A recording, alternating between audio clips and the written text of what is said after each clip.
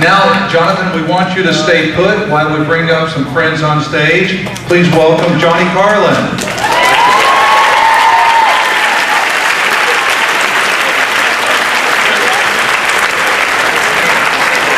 Catherine Lee Scott. Gary Lacey. Marie Wallace.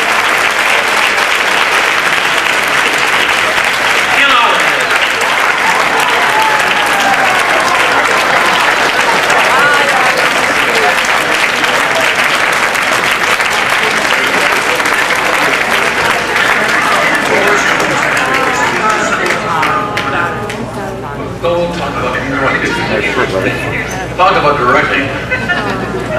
And momentarily, Laura Parker.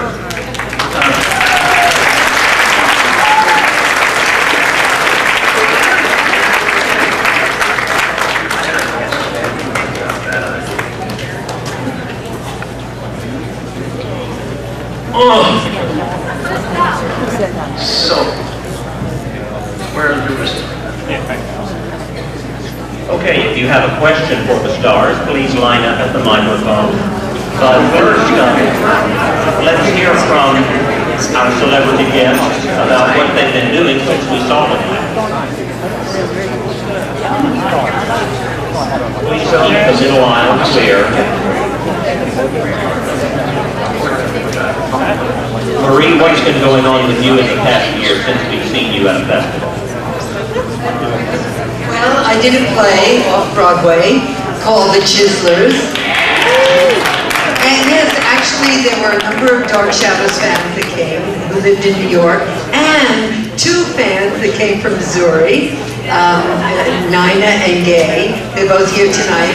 And it was a wonderful thing, a wonderful play. Really over-the-top farce, and I think you would have all loved it, and I hope it goes further, but at the moment that was it, you know. And I did it at the Ta-Da Theater. Catherine, what's been going on with you? Thank you. Well, I'm probably spending more of my time writing these days. And I'm really pleased that there's a fellow coming tomorrow afternoon. You know him as the author of the Bennett Sisters, Brian Kello. But he's also an editor at Opera News. And this month, I have a feature article called The Stalker and the Star. And it's an 8-page article in Opera News. And I'm hoping he'll bring some copies. I don't know, how many of you have read the article? Oh, thank you. I'm really pleased about it because I think it's the most pages that Opera News is devoted to a feature article. So read that, and I'm working on another book, and oh, and my Actimel commercial is still running. Has anybody seen it?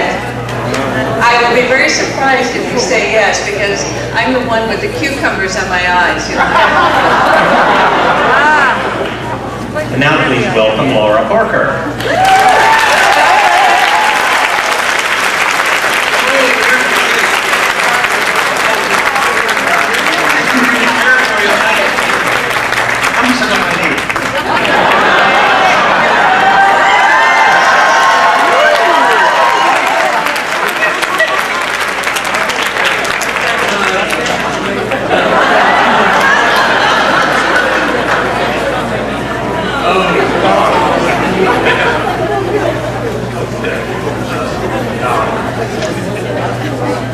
How's that mountain house of yours anyway?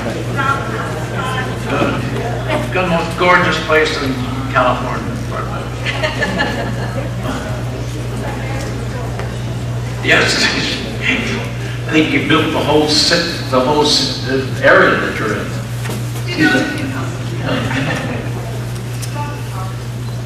Okay.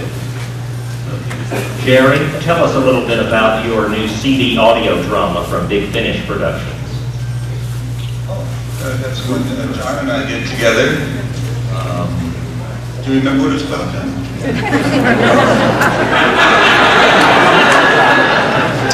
Well, it's very dramatic, and the best thing about it, I thought, was that the writer was able to bring out a lot of Trask's past and what motivated him and made him more of a real person. And I was very pleased about that because I learned some things about him that I didn't know. And there were a lot of motivations in there for what he did. He is not as bad as you might think. And let's see, I wanted to mention, I'm mostly retired, but I have been involved lately in a little project in Los Angeles. Two very talented comic actors named Ben Blacker and Ben Acker, oddly enough, got together and they put on a radio show, a faux radio show at a place called the M Bar in Los Angeles once a month, and it's become very popular. It's packed every night, and my wife and I are fortunate enough to be playing a couple of characters in this radio drama. So that's a lot of fun. And then this coming spring we'll be doing love letters in Pensacola, Florida for a benefit there. That's about it.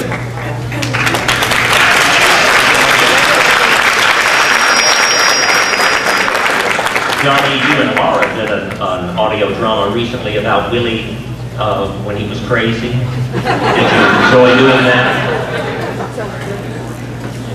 Who's been asked that? One of the radio dramas. They're so much fun because we realize that they really take place in your imagination. Because it's just our voices and we sound the same in spite of the fact that it's 100 years ago. You look the same too. Oh, sure. And yeah, Johnny goes to town. He runs the whole gamut of craziness to sympathetic to sad to joyous. He's wonderful. I have about 5 bars and he has the whole hour. And it's written by Debbie Smith, who is my friend, so I think she's a very, very good writer. I don't know the name of it, but it's the one with Johnny on the cover. You want to say something about it? Do you remember doing it? He's busy with his coffee. First of all, words. Can you hear me in the back? Okay. You can hear me in the back, and I don't use it. But I'll use it anyway.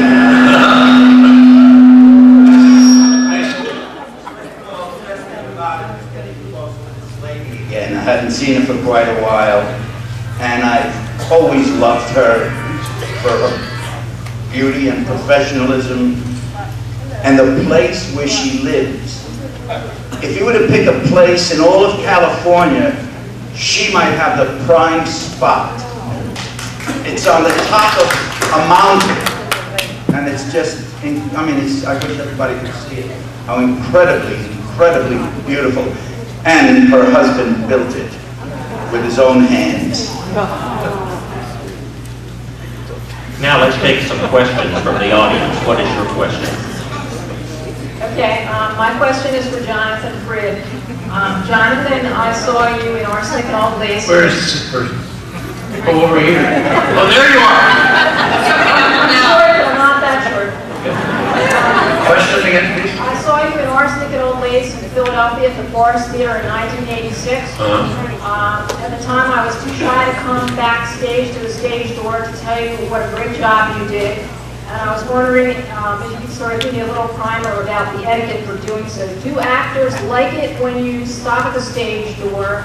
Is it proper to ask for autographs? And do you have any hints at all about what to say to someone that you admire so much, as I do you? And I'm happy to have this opportunity. So, stage door, do actors Yes, like to show up? stage. What wasn't the stage door?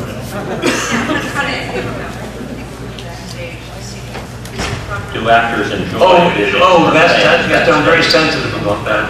Sometimes it's not a good idea because you're so busy you want to get out of the place. You've done your show that night or whatever.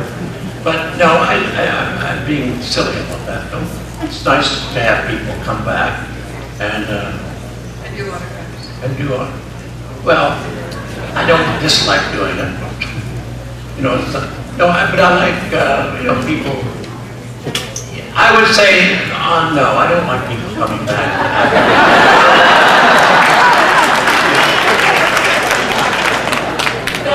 The day is over. I've been at it all day.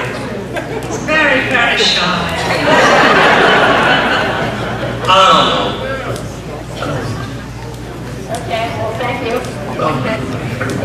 And what is your question? I got a question for John Carter. Excuse me, sorry. Was there another actor that played Willie Loomis before you, and what was his name? His name was Willie Loomis. He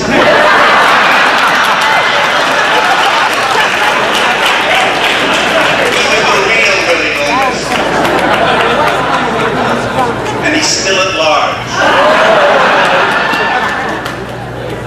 I don't know my friend. I don't know who he was. And I often felt a little bad about that, you know, but not too bad. Johnny and I almost had, Johnny was on his way to California and get some gold or something, and he got a phone call just as he was leaving the door, pretty much. Am I right, Johnny? Was it? We're going to do Barnabas. He's leaving for California, got across the river, turned around, and dark shadows.